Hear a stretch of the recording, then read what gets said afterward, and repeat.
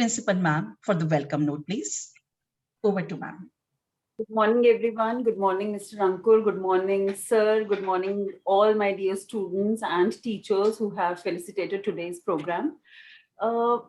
Special thanks to you, Mr. Ankur, for making it today, for coming back to the students. I personally believe that there are only few who keep connected to their roots. Yes, of course, जैसे अभी सुबह prayer हुई, तो it must have been the reminiscent of the earlier times that you were here. And of course, जैसे हम morning assembly में खड़े होते थे, the values that you were recalling, कि बिना कहे सर ने इतना impact कर दिया, बिना एक conscious effort के इतना अच्छा impact हुआ. So I think this is what actual education is. And that is why perhaps you are here with us today also. आज भी मुझे ऐसा लगता है that knowingly, unknowingly, you are going to create many success stories here. Usually क्या होता है, what I personally feel is that when we see people who have achieved name, who have achieved fame, then we feel that perhaps they belong to altogether different world. But the fact that you are here with us today shows that yes, they also belong to the same world. What we are not able to see is the hard work. We are not able to see the perseverance. We are not able to see the dedication that goes underneath making of that success story. So that is why when Bhavna ma'am told me that you are willing to share the glimpses of your life, we are willing to share how your journey has been, I felt that there could not have been a better exposure to the students. So thank you so much that you are here. I myself am looking forward to your account, the things that you're going to share with our students.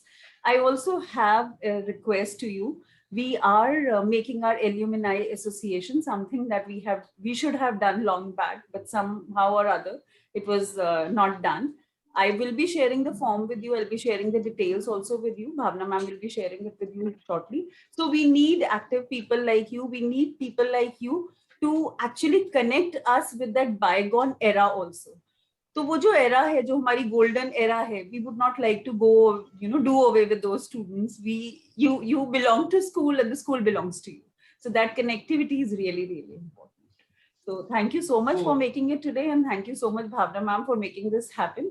Since I am myself looking forward to it, I would not like to speak much. I would invite Director Sir so that he welcomes him and we begin with him. Thank you so much. Over to you, Director. Thank you. Sir, please unmute yourself.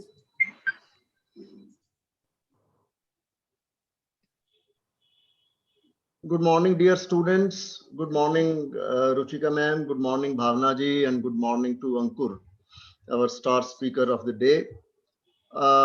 Today is a wonderful day, and when we are meeting Ankur of 1999 batch, and he will be talking and sharing with you, as Ruchika ma'am has said, his own glimpses of life and the journey that he has been through in the school and beyond that.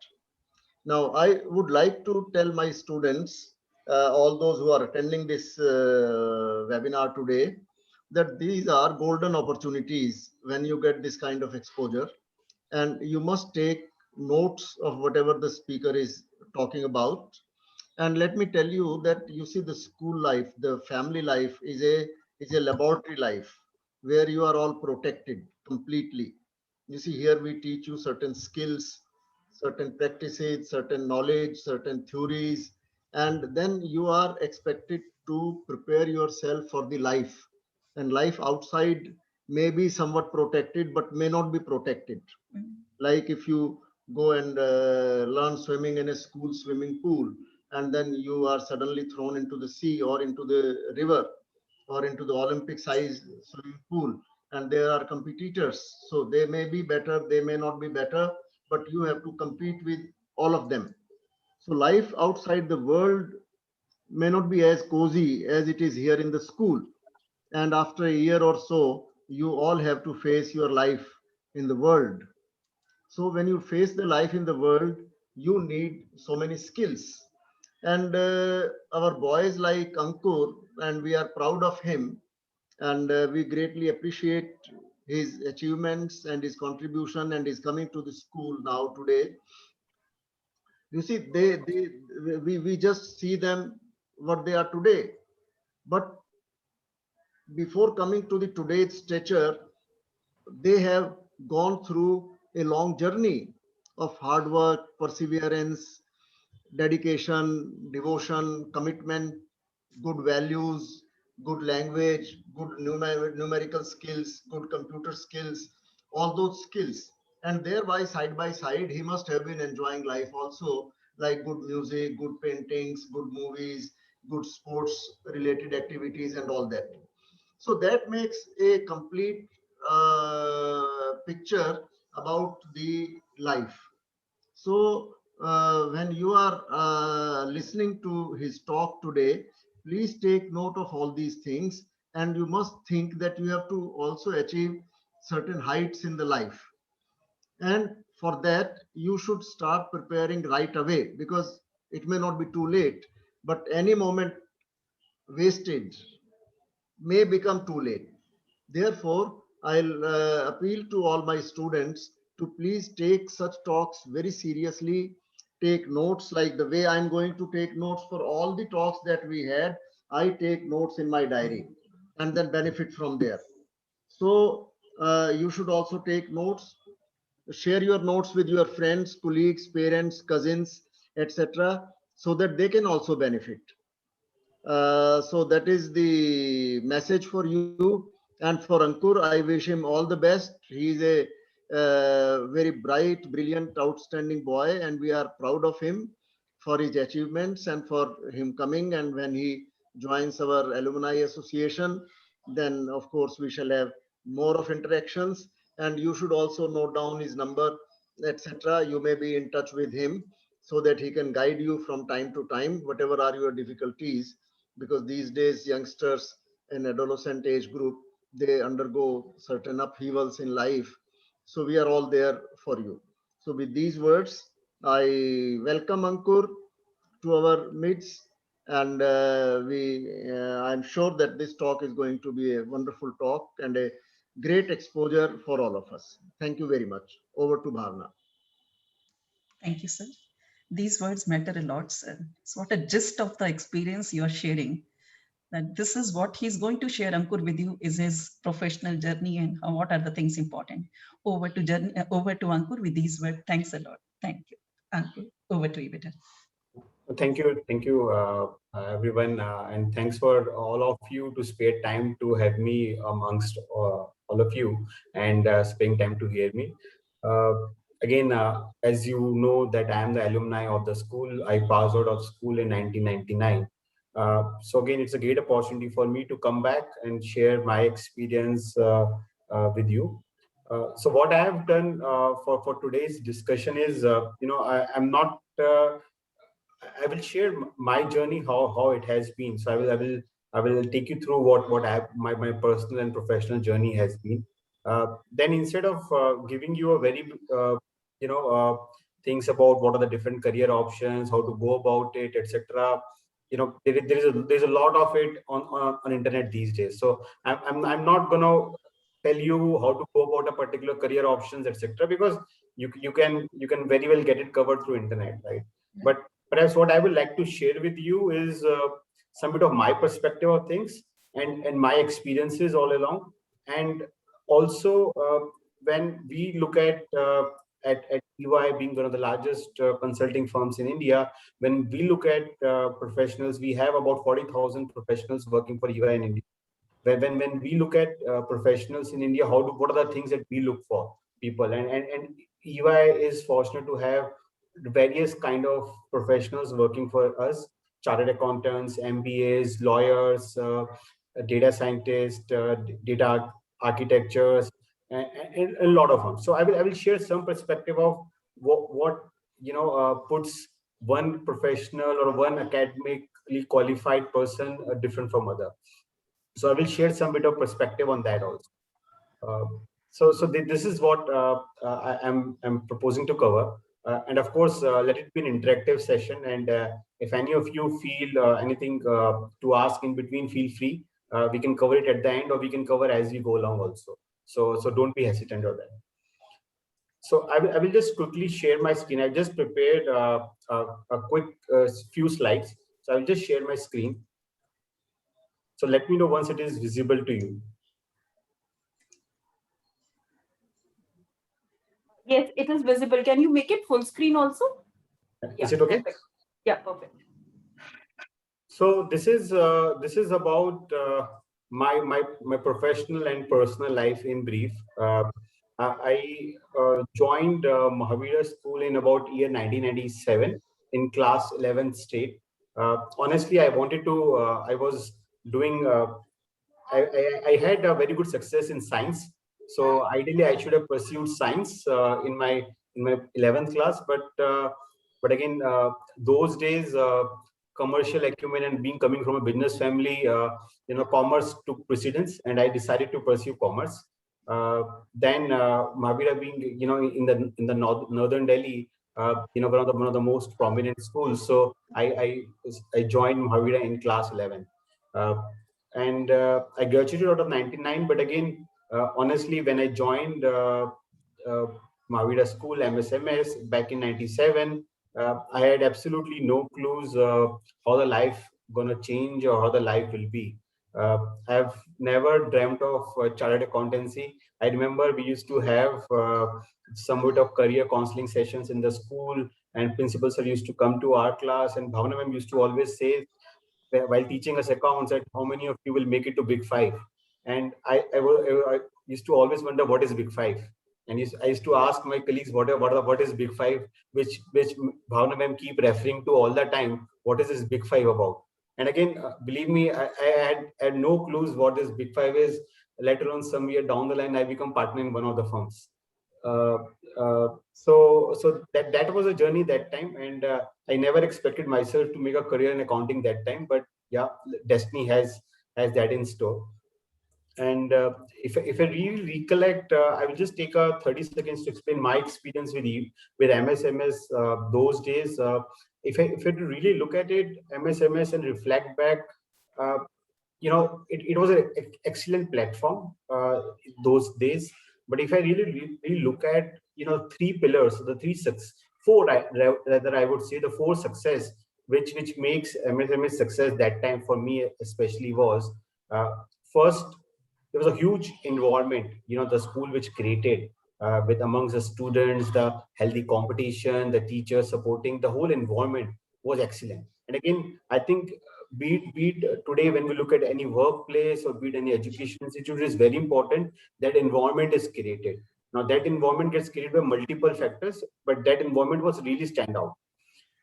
Second thing was, school has a combination of three kind of teachers, I would say.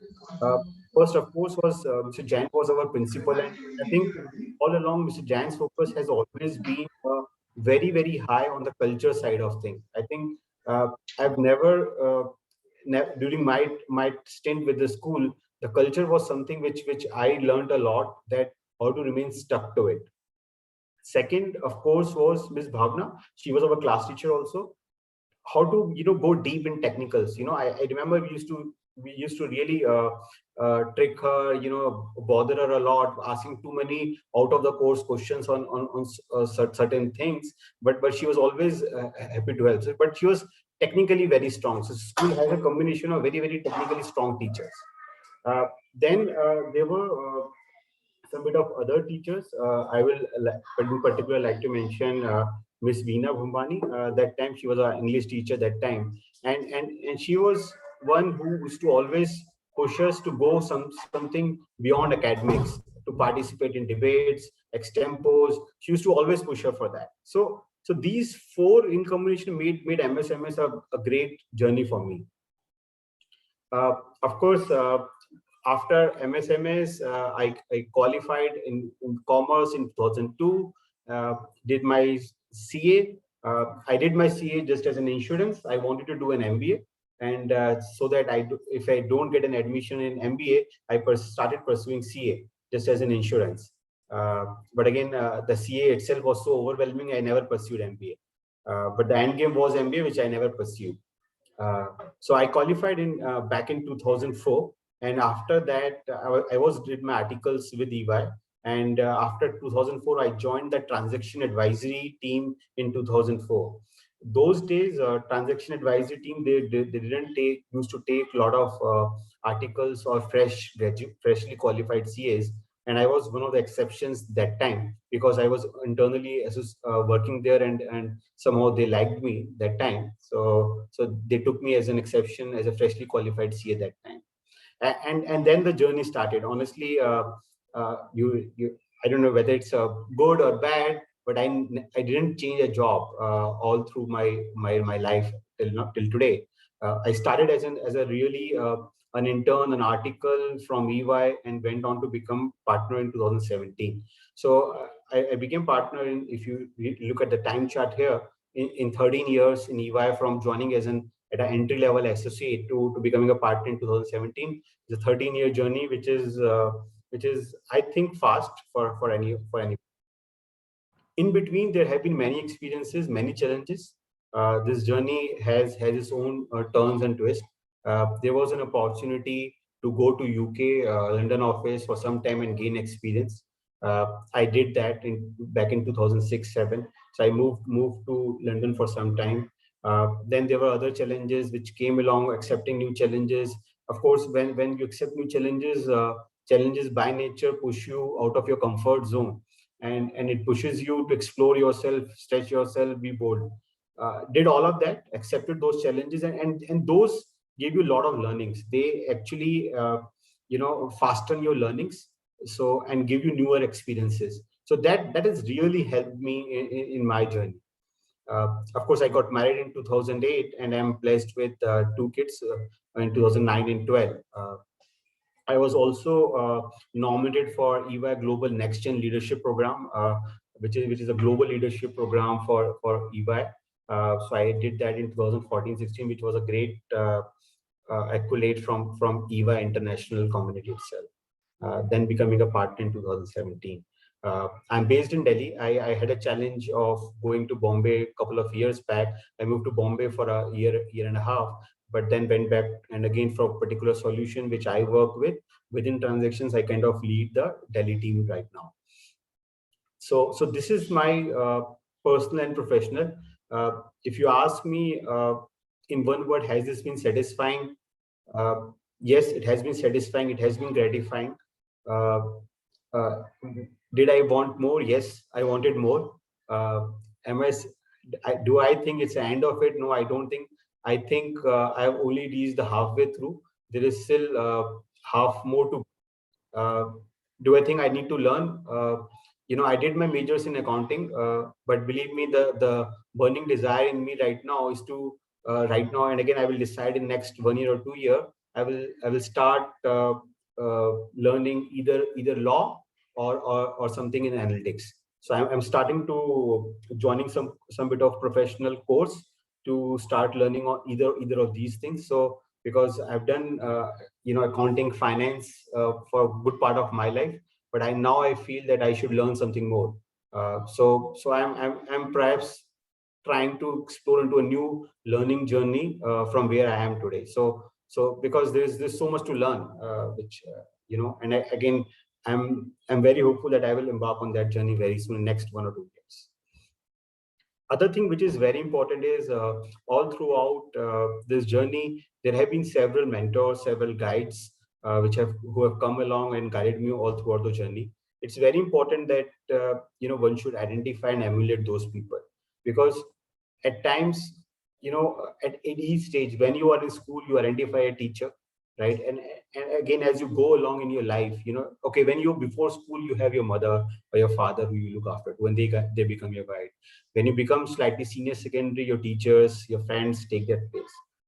And as you move along your journey, any journey in life, right, there would be somebody who would be a guide, who would be a mentor. And again, it's very important that, and I have mine, right, in this entire journey, who I look up to and who I go for whenever I have any doubts, any problems, So this has been contributed by a lot of people. Of course, my family is an unsaid supporter. So this has been my journey. It's still not finished. Still a lot to do, a lot to learn. But again, extremely gratifying. As I said in the starting, didn't know what the big 4 or big 5 is when I started this. I never imagined that I would be partnering one of them. So this is it. Now I will take a 5-second pause. If you have anybody had any questions, and then I will take on another next chapter. I have a question, Ankur. Yeah, ma'am. You said that you wanted to take up science because you were very good in science, and then ultimately, because of your family background, business background, you ended up taking commerce. Yeah. Do you have any qualms about it, or you are happy and satisfied with the fact that you took up commerce? Honestly, no. No. I know I could have done that, but again, I'm satisfied with what I pursued. Of course, I feel there are far more today. I feel there are other things, other streams which are very exciting. But science is not one of them, honestly. So I did. I basically want you to tell the students as to what should be the driving force when we are actually choosing a stream, or when we actually want to pursue our dreams ahead. So these kind of obstacles come several times when you have to make a choice, and sometimes a difficult choice also. See, there are two things which came right in my formative years. Right, there were two choices: what I wanted to do and what I ended up doing. Right, and two things didn't work out. Right, one, till about class 10th, I was good in science, and I scored highest in my science. Right, but I decided to pursue commerce. Maybe the other considerations played over and all that. Right, I have no qualms over it. Second really desire came from when I graduated out of my class 12. I wanted to pursue MBA. Chartered accountancy was not in the scheme of things, right? But again, I pursued chartered accountancy as an insurance because if I don't get admission in any of the IIMs or any of the big institute, what will I have in 2 years down the line? I will not have anything in my hand. So I pursued chartered accountancy because that is something that I could have pursued along with my graduation. So I pursued that as an insurance, more like an insurance. But again, thankfully, that experience during my chartered accountancy has been so gratifying and so intense that I never felt a need to pursue MBA. So if you ask me, would I have done better had I pursued MBA? Perhaps yes, I could have. I think so, because that is something linked to my field also. But again, the larger message on this is it's not always very sure that what you set out yourself to do or what you desire to do always gets in that shape and form, right? You can't really control it. Sometimes things takes their own turn. But what's important is whichever road you are in, you stay focused and continue working on that. Because if you always carry that call or carry that grudge that this did not work out, this I could have done better, then you end up being a grudge for life. But again, so whatever field that life has thrown into it, pursue excellence. I think that's what I have learned, and I tell my kids also, whatever field you choose or the life throws at you, pursue excellence in that. Right? It may not be your desired field, but it's fine as long as you pursue excellence in that. You can make yourself good with that also. Wonderful. Thank you so much. Of course, I'm able to see your dedication, your passion, and you have given a wonderful life lesson to the children that pursue excellence in whatever you do. Do not be afraid, chase your dreams and pursue excellence. Thank you so much. I think there are no more questions. You can move on to the second part. So as we move along, right, when I, in my times back in 2000, right, the career options that we used to have, right, again, I'm just giving the broad horizon, how this has been changing, right? When I passed out in my times back in early 2000s, right, the hot career options were being a chartered accountant, pursue medical, law was always there. You can pursue engineering in chemical, IT, mechanical, or an MBA. So these were the hot career options at that time, so, right? Of course, there were a lot of other things, but again, these were the hot career options. Of course, the family business was another option, which I also had, but I wanted to pursue a profession. So these were the career options. Now, in today's time, has that changed? Right. So if you look at the current scenario, right, in 2010 or 20s, right now, even today, being a chartered accountant, legal, medical, those remain an option. But some new options are also there. You can be a data scientist, you can be analytics, actuarial, gaming, online trade is becoming very large. Quantitative and predictive analysis, a lot of trade gets done through this, a lot of predictive behavior, robotics, those things are coming up, right? Now, these things will come up, right? And again, there are certain basic things which will always be there for any profession, and then there's new things will come up, right? If are these mutually exclusive that you can't pursue other if you are done only one? No, these are not mutually exclusive. You can always add on to your skill set, right? If I really look for an example of being a chartered accountant, right? uh, Aditya Birla, Kumar Mangalam Birla, who is chairman of Aditya Birla Group, one of the largest conglomerates in India, he's a chartered accountant by qualification. Now, does he need to be chartered accountant to pursue a family business? The perhaps answer is no, perhaps. But again, I think, has he done himself good by pursuing a chartered accountancy? Yes, he can take much more sound decisions today, because he understands, he has affinity to finance. So when we work on certain deals, certain transactions with Mr. Birla, the kind of knowledge, the kind of depth he has of a lot of financial matters is very impeccable, right? So these things, even if you're pursuing your own family business or others, these things are all not mutually exclusive. Now today, as I mentioned, that I've pursued my chartered accountancy, and if I want to, I'm right now looking at pursuing another profession now.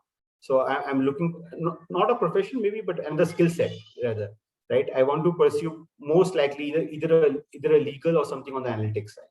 So I will add on to that my skills. So you can always add on things, right, to a skill set. But again, one thing which is very important is, whatever field you choose data scientist, or you choose medical, or you choose legal, just pursue excellence in that. I think there is one saying that we always say in jack of all, master of none, right? I think that doesn't work. So you have to have masters, your excellence in one, and then you can be jack of several other things.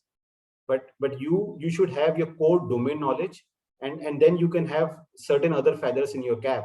But again, there is one skill set where what you should be known for. So today I can be known for being a chartered accountant because I did my majors. Plus, I can know legal, I can know analytics, I can know quantitative or whatever, right? But my domain, my functional expertise has to be one. What I would be known for, and that has to be very clear, because even when you go for a medical, right, they teach you a basic MBBS to everyone, and then you gain specialty. So you have to have your basics right. You have to pursue excellence in that. I think that is where it's very important. Now, these career options, will these career options remain? Will these be the only career option for next 10, 20 years? Perhaps answer to that is also not right. As we look at this world, again, you're talking, there's some more options coming. There are things, people are saying end of life therapist, which is coming. These days in corporate world, people are talking about company culture ambassadors, digital currency advisors. So these new things will keep coming, right? Because the world is evolving, the world is changing. These new things will definitely come. But again, even to achieve these professions, you need to have a basic analytics, basic technology knowledge, or basic finance knowledge. So core things of whether you're marketing, your finance, your technology, those things will be there. And on top of it, you will have to have those skill sets. So my suggestion is, whatever field that you choose wisely and stay focused. Right. And I will quickly take on this to you. This is a very interesting slide, right? This talks about a journey from a formative years to being a retirement year, right? You start your journey as a formative years as a student in school, and you start go through your journey, you achieve your professional success, you become a midpoint in the success, and then towards the end you start thinking about what legacy you will leave the world with, right? So that's the perhaps a journey of any profession, right? Now, what is in for you? Because I think most of you are still in your formative years, right? I would say in your school, or in the verge of getting into professional life, right? Now, what is important for you at this stage, right? From a mindset perspective, I think have a long-term view, right? Any career that you choose is not a sprint but a marathon, right? Don't think that you can switch careers. I have not shifted my careers, right? I have stayed focused on one career that I chose. So stay focused, have a long-term view. There may be certain bad years, there may be certain good years, right? In any profession, any career, at sometimes you may feel that it is not working out, you should perhaps quit. But you should have a long-term view, whether you are in it for long or not. So again, your intermediate, either the successes, wins or losses, should not distract you. You should stay focused. So whether you achieve an immediate success or whether you achieve some bit of failures, right? That should not dictate, make you lose your focus. You should retain your focus. Don't lose focus, because you can achieve success. Like, you decide something, you can achieve success. Don't let it get into your head, because again, it's not a sprint. You may get a success today, but there's a failure around the corner, right? So don't get overexcited by that, right? While I said stay focused, that does not mean you don't retain your flexibility and adaptiveness. I think this is very important, because as the world is changing, we never thought that we will conduct this session in this manner, right? So the world is changing, right? So be flexible and be adaptive. I think it's important that today's skill set may not be that relevant for 5 years hence, right? So you need to be adaptive. You need to keep learning. Learning is something we should never stop, and be adaptive. At times you need to be a bit bold in terms of taking certain bolder calls in your journeys, your careers. So don't be afraid. Again, people who do take bolder calls, right, get the most success. Again, on that, I give you an example. There is one. Again, I give you an example of Aditya Birla Group. In Aditya Birla Group, there is a particular filter, right? If you have to have any leadership position within the group, you have to have certain skill sets, so certain experiences rather, not the skill set. One, you should have worked in more than one country. So you should have some bit of international experience within the group. You should have worked in more than one business. Group has different businesses, so you should have experience across different businesses. And third is, you should have business experience more from the business operating P&L side and as well as the operating side of things. So if you want to lead, so again, what they're trying to stress is, if from future leaders' perspective, future leaders should have all the experiences, right? It's not that ultimately after you gain your academics, right? After that, it's the experience which matters, right? How you apply that knowledge, that technical skills you gain in the practical world, right? You may not have the luxury of referring to your notebooks or a class notes, right? It has to be in your head, engraved in stone, right? Because you would be applying them in the real world. So skills are enablers, right? The technical skills are enablers, but your experiences, your decisiveness makes them apply in the real world. And that's what is experience all about. So never afraid of taking bold calls. If you get an opportunity to take a bold step and have experience, be very, very prepared to do that. I share my example. When I moved to London back in 2006-7, my mother was quite unwell, right? And we were in a small family, and my mother was quite unwell. And again, it was very hard for me to move to, and my brother was young. It was very difficult for me to go out of the country for so long. But again, thanks to my parents, they pushed me to go, right? And I did go, right? Sometimes you have to take that call, right? You have to make some personal sacrifices. You have to make certain professional sacrifices. So be prepared to do that, because ultimately, all these at the cost of getting an experience. again, I share with you another anecdote, uh, and that was back in 2005, I guess, right? I was one of the junior most members in my team, right? And there was a project that we were required to do in Hyderabad, and there weren't many people who were taking up the job, right? And at that time, one of the partners, he was struggling to find teaming for that project, and that was required to be done with an immediate effect. So normally, whenever we work on a particular project or a particular transaction, there is a team which have partner, director, senior manager, a lot of people who work with them, right? And normally a junior most guy never get to work with partner directly, right? He never gets to speak to partner, let alone working with. So since you're not able to sort out that time, he said, okay, I will go directly with, he was a bold guy, that partner. He's a bold guy. He said, okay, if I'm not able to get it sorted, I will go with an associate level, which was me. I will go and do the work. Of course, we went together. Of course, he couldn't spend that much time, and he came back. It was a very difficult situation because honestly, from an experience perspective, I didn't have anything to be able to do that work. And again, every night, I used to wonder for myself, what should I do? I don't know what to do. Again, because I didn't have that experience, I didn't have that skill set to be able to manage that. I used to make calls to some of the senior colleagues and do all of that. What should be done? How do we done? Right?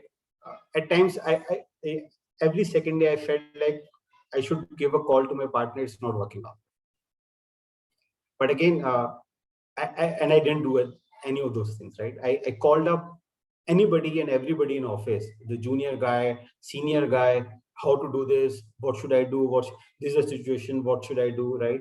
But I never allowed it to slip. And again, that project was successfully delivered, and again, it put me in a very, very high pedestal within the firm, in the eyes of the partners, that this guy can deliver. Right, so never afraid. Again, one of the lessons which I learned was that there was never shy away from asking for help. Right, if you are at a senior position, never ask. If you are in need of a need, don't shy away from asking, because it is for your help, and you should not let your ego come in a way, whether it's a junior or a senior guy. And if another person is in need, right, you are not in need, even then don't be afraid or don't shy away from asking him for help, because at least you will earn his respect, right? If you help somebody in need, if somebody is in a spot, don't wait for him to fall, right? Help him, you will earn his respect, and which will go a long way in your life. So never be feel alone when you are in a bit of spot, or somebody else is in the spot, because those are the opportunities. Every storm is an opportunity, right? So every those opportunities are thrown at us by the life, and we should be bold enough to take those opportunities. Other thing which I would say is, again, from your journey to everybody is, I spoke about the mindset, right? But there are certain enablers, right? Which is, earlier these used to be attributes, but these days these have almost become enablers or hygiene factors, right? In today's world, right? The first is technology, right? Now, technology is not something which can be pushed under the carpet now. This is for anybody and everybody to adopt it, to embrace it. If you are not doing it, or you think that it will not work, you are just fooling yourself, because technology is going to come up in a much bigger way. Believe me, what we see today has just been accelerated, but again, we still have a long way to go. The way the world will change, is just a start. Technology is going to further enable a lot of other things. So embracing technology, and how do you make yourself becoming an inherent part of that? And that will involve, and again, if you ask what is the right way to do it, nobody has an answer today, right? But again, you have to be agile, you have to keep looking out how the world is changing, how your skill set is changing, and how you can adopt. Second, again, as I mentioned, identify a mentor. And again, these mentors can change as you move from your formative years to your retirement age. But again, have a mentor, because these are the people who support you in all your moments of sport, and these help. lastly, I would say is have a global perspective, right?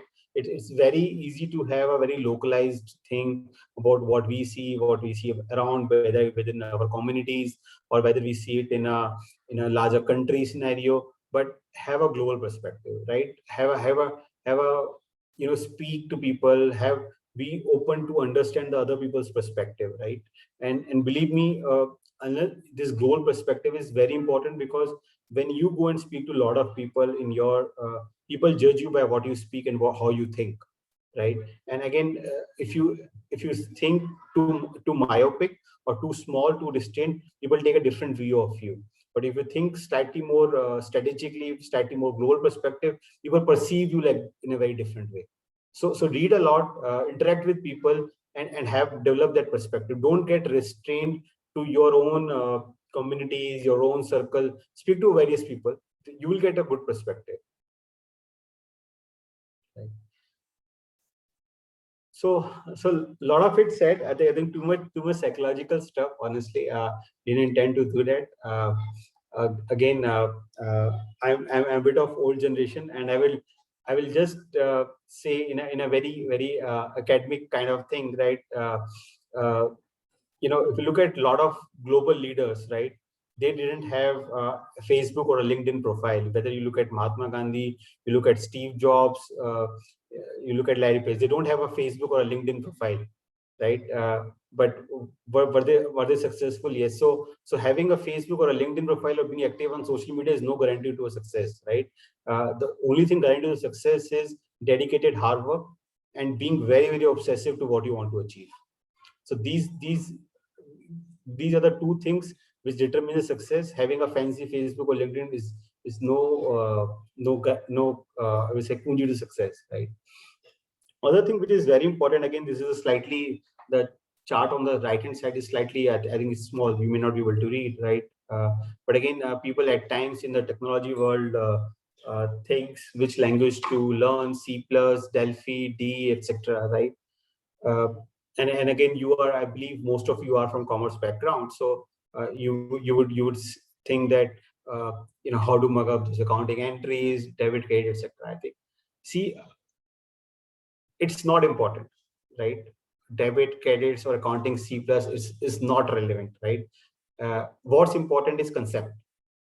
You should have clarity on concepts. Language is just a way to get to it. So believe me, again, lot of my colleagues and a lot of my friends used to make a fun of it. But when I used to, before the exams, you all study, and the way I used to study, I remember there were like a lot of students in my class back in '99. There was Sumit and Neera and others, right? And I used to get very intimidated by seeing them, because they used to practice a lot. They used to make registers after registers, so much of solving questions and equations and everything like that. But somehow, I don't know whether I was lazy or not, but I could never practice that much. I never practiced. I never solved those practice questions. I could never do that. So for me, if the concept is clear in my mind, I used to always revise the concepts. I could never do those practice questions, because I know it's very important. I tell my kids also to do practice, but again, somehow as a person, I could never get to do that practice a lot. Some practice, yes, of course, because that's how you test yourself, whether you have understood or not. To testing yourself, you have to do those practice. But again, the most important thing is, have you understood the concept? So again, have a clarity on the end game, right? The ways and means to achieve are secondary. So we focus a lot on how to get there. The language is part of it, right? But again, we lose sight of what are we trying to get at. So again, concept is an end game. Language is a way to get there, right? So don't focus on language. Focus on concept. Learn the concept. Languages will be there, right? It's not important whether you master the art of language or not, as long as you get to the concept. Right. So again, I will just pause here for a minute, right? If anybody has any question, I think this is my take really on my journey, my experiences so far, right? I will just pause here again. These are really my perspective and my experiences from whatever 15, 20 years of my professional life. think you're giving wonderful lessons to our children. So I would not call you old school. I would call you right school. That yes, even if we are not on social media, we can still create our success stories. I think there is a question by a student. He asks, who is the best mentor you have had in your life and his and her best quality? If you would like to take that up. So it's difficult putting one particular mentor. Let me give you two examples here, right? Two mentors, right? My first mentor was a gentleman whom I did my articles, the C articles, right? He is very successful, Mr. Narendra Singhania. He's a very successful person in his own right. And does he have a lot of multinational clients or do deals in corporate world? Yes. Is he absolutely spot on in terms of his communication skills? No. So one thing that we always think is, if we do, having a very, very sound communication skills is very important. But again, one thing which I learned from him is he's not masters in English, right? He doesn't speak like very good English, right? He speaks a very working English, rather, right? But again, his effectiveness, his intelligent level, his on the spot thinking, his strategic thinking, his relationship building is just far more, far superior. So he has overcome his shortcomings, right, on the communication side through other skills which he has developed. So I think one thing, and again, that's why it's very important. It's not that if you don't have one particular skill, you're lacking somewhere, that means you're end here, right? You can develop certain other skill set, certain other things which can cover up your shortcomings. You should know. And again, if you ask him ever what is his shortcoming, he will say communication skills, first thing. So does he understand his shortcomings? Yes, he understands that. And he knows very consciously what are his shortcomings, and he works on that, right? Because unless you shy away from identifying your own shortcomings, right, you can't overcome that, right? You can if you know, you acknowledge that these are your shortcomings, you're intelligent enough to find a way around. So again, he's very good. Other mentor which I have is his name is Mayank, and again, the way I like him is, and he's also he's a senior partner in EY, right? The one thing which I really like about him is the boldness, right? He has been in EY, but again, the kind of bold steps he has taken every 2 years or 3 years of his life, right?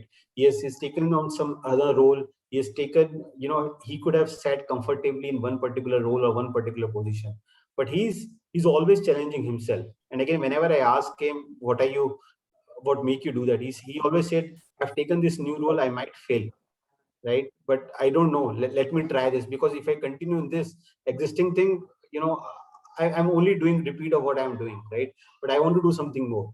So he keeps challenging himself. Again, I was asking him, a month or so back, I met him and I asked him, what should I do? I'm getting bored by doing this again and again, right? So he told me the same thing, right? Keep adding, more skills to yourself. Try to do something more. You have a certain base. Explore something more in adjacencies. Go in adjacencies. Of course, when you go in your adjacencies, it will be discomfort. But again, explore that. Be bold. So be bold. Don't be afraid. Keep challenging yourself. Get to know your strengths and weaknesses. Keep adding skill sets. Yeah. I think it cannot get better than this. Thank you so much. I think you can move it. So last part, right, of my presentation, right, which I want to specifically cover is,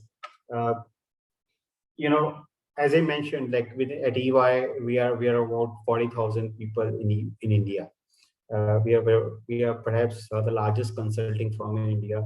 We have the luxury of having chartered accountants, MBAs, lawyers, architects, data scientists, you name it, right? All the competencies, right? And when we interview people, right, believe me, all people who come to us are already filtered. They all have done excellence in their academics. they're all academically qualified people and achieve certain things. And I'm very sure all of you would also achieve the same thing, right? So but do we hire all of them? The answer is no. We may be hiring only the small percentage of that, maybe 10% of all the people whom we interview or whom we meet, right? Not more than that, 10-20%, not more than that. Now, when we do that, what is that filter that we apply, right? Why, all of them are chartered accountants. Why don't we select all of them? Why we select only one or two of them? All of our MBAs, why don't we select all of them, right? So what we look for when we evaluate any people, right? And again, we as an organization, we always want to have the best people, right? When we look for people, we look at these 4 or 5 things. Whether that person has hunger to win, hunger to succeed, as they always call, do they have fire in their belly, right? How much they want to succeed? What is the hunger level? Unless the person has a hunger in himself or herself, right? No one can push that person. Second is how much of that person can, reflect, do on-spot thinking. How sharp is he? It's not important that somebody may be brilliant academically, but again, if he's not able to react on an immediate manner, on the spot thinking, he may not go long way. So does that person has mind absolutely on his shoulders and can do on the spot thinking? Is the person articulate? It's not, again, as I said, communication, command over language is only one part of being an articulate, right? Being articulate is choosing the right words, impactful words at the right time. It's not important what you say, but it's also important what you do not say. So what to say, what not to say, and at what time to say. Does that articulation, does that sensibility is there? So that is very important. Other important factor is decisiveness, right? Again, this is one of the most underrated attribute, right? Because we always give an opinion, this should be done, that should be done, this is how it should be done, etc. We all have a luxury of giving an opinion, but are we able to take that decision when the push comes? And what decisions we take, right? That decisiveness, right? And again, that's where your experience get tested. These are the practical questions, right? You will learn the concept, but when you attempt your practical questions, your concepts get tested. So decisiveness is a test of all your experiences, all your skills. So unless a person is decisive, there's no use of him having a technically strong. And lastly is strategic mindset, right? Is he ready to lose small battles to win a big war? Does that person think strategically? No, that is important, right? And again, if you think from your own career perspective, think those things, right? Adopt those things. There's a very small thing in one of the things, right? These days there is in the corporate world, there is a thing they always say, work-life balance, right? People often complain that there is no work-life balance, there is no balance, etc. So one of our senior partners once mentioned, he articulated very well. He said, the work-life balance, the problem comes when you don't have passion for work. If you have passion for something, right? If you have passion for something, then there is no question of work-life balance. So if you have passion to achieve, or if you have hunger to do something, then all the things, like all the problems, right? It will not be there. You will stop worrying about a problem. You will stop worrying about a problem, because the moment, if you don't have a passion to achieve something, you will always be thinking about problem. I attended one program which was and Sachin Tendulkar was there, and he was giving some bit of lecture on his journey as a sportsman, as a successful sportsman, and he was mentioning that he once had a tennis elbow injury in his hand, and after a few days or weeks he went for practicing, and people were saying that you can't practice with a certain injury and all. But he adopted a certain different way around it, or he can still practice. He can't play a long shot, but he can still do a small shots, right? So he said, if you're passionate about certain things, you will always focus on finding a solution. But if you're not passionate about something, you will focus on the problems, how this cannot be done. But if you're passionate about something, you'll always find an alternate way around it, how this can be done in an alternate manner. But if you're not passionate about, you will always say these are the problems. So if somebody comes up to, like today in my team, somebody comes to me with these problems, I think that this person is trying to shove. But if someone said these are the problems, but this is how I think it should be done, that's a very good, that means that gives a reflection that that person has a passion or a zeal to do something. So as Sachin Tendulkar said, if you have a passion, you will work out your way around. But if you don't have a passion, you will always focus on problems. So I think this is it for me. I think I will not bore you all with so much of heavy duty stuff, right? I know I have not been very mathematical in terms of telling you very knowledge based things, but it is more of on the softer side of things. So feel free to ask any question, feel free to reach out. I'm here. So I leave it open to anybody who wants to ask any questions. I think, Ankur, you have provided them the things that they actually want. As you said rightly in the beginning, that most of the stuff is now available on net. So what they actually needed to know, you have actually told them that. I think there is one question which says, how would you mark yourself on the 5-mark scale according to the 5 points on the last slide? On this slide, hunger to win, I will say myself as 4 out of 5. I think that hunger to win is still there. If you believe me, even today, when we go for projects and everything, I hate losing any pitch. I hate losing any client work. This is that hunger to achieve excellence, or to hunger to win is still pretty much there. That's very important. So I will say 4 or 5 out of 5. I would say I think that hunger is still there. On spot thinking, I would say reasonably okay. I can't rate myself on that, but I would say I can do a reasonable job at it.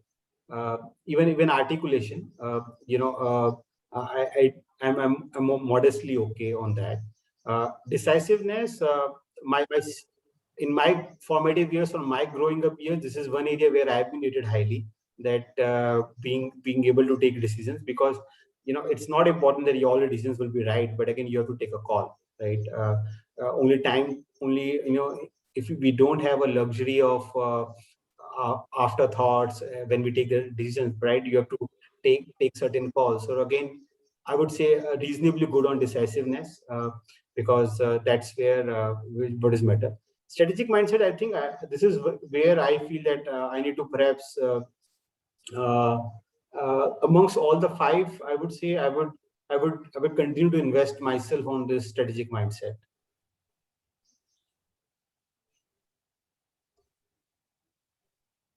That's being so humble of you, that you have evaluated yourself so critically here. But yes, what I can very clearly see is that you have the courage to be, stand out from the crowd, courage to actually do what people are not doing, courage to pursue your own path. And that is what I feel make you different from everyone else. Thank you so much. I think over to Garima ma'am now, or Bhavna ma'am, whosoever has to take. Oh, it's okay, ma'am. May I request Garima ma'am? He has been so candid, Ankur, to extend the vote. If there are any other questions, please. It has been great. May I request Garima ma'am to extend the vote of thanks, please? Thank you. A very good afternoon to all. On behalf of Team MSMS, I would like to thank our guest of the day, Mr. Ankur Goel, for visiting and enlightening us with his thoughts. Sir, your enriching thoughts and your pursuing excellence was really motivating for all the students. Today's lecture was full of knowledge. It gave us deep insights into so many interesting facts. I'm pretty sure the precious knowledge that Mr. Ankur has shared with us is going to motivate our students. Once again, I would like to thank Mr. Ankur for taking out his precious time for us. I would like to thank our mentor, Shri S.L. Janji, for gracing the occasions with his benign presence. I'm thankful to Mrs. Ruchika Sukhija for allowing us to conduct this session. I'm thankful to all those who have worked behind the scenes to make it successful, especially Mrs. Bhavna Agarwal, Ms. Richi, and Ms. Khushbu. A big thanks to all the students present here and who have paid full attention and enhanced their learning by his thoughts. I would like to end this session with prayers and good wishes for all of you. Stay safe, stay healthy, everyone. Thank you so much. Thank you, ma'am. Thank you Thanks. so much, Ankur, and we look forward to having more such sessions with you. This was not a very interactive one. I think students did not rig you enough. But next time, of course, now they have taken notes, and next time I think they'll be better prepared and they'll be asking more questions.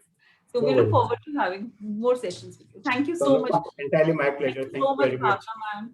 Thank you so much, Thanks. everyone Thanks. who Thanks. actually made this happen. And of course, you know, Bhishma Pitame of the school. Thank you so much, Yeah. Jen, sir, for being here and you know, always blessing us. Thank you so much. So sweet. Yeah. To everyone. Thank you.